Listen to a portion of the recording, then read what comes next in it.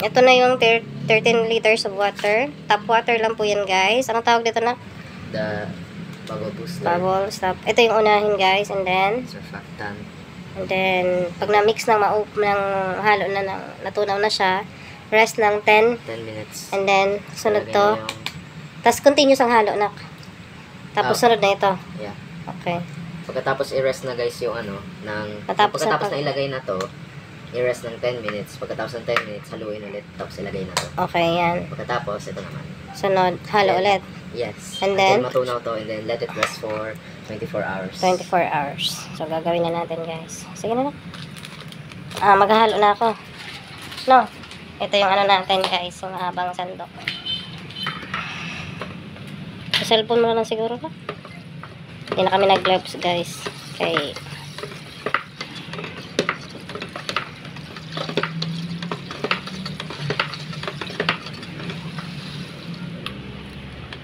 Paikot.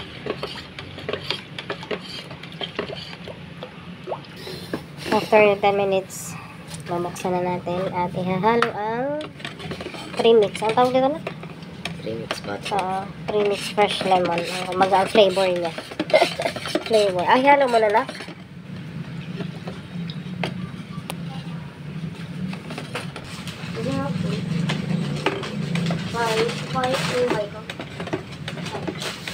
This one.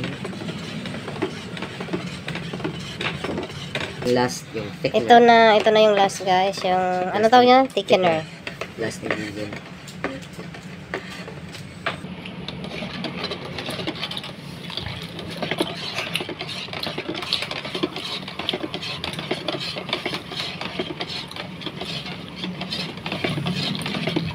Laki ng butas eh. Pindutin mo na ka.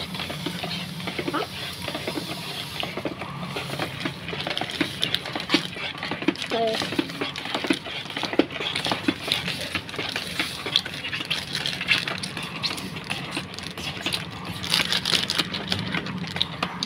Wow! So, naging thick na talaga siya.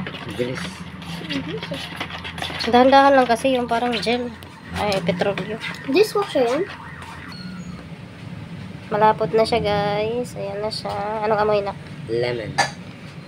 Ginamit namin Matapang guys, yung ano niya na, yung pagka-lemon niya. Yes. So, papahingahin na natin to ng 24 hours. 24 hours. So, ganun lang siya kadali. Try nyo na din para makatipid na rin kayo sa mga dishwashing liquid. Ganun.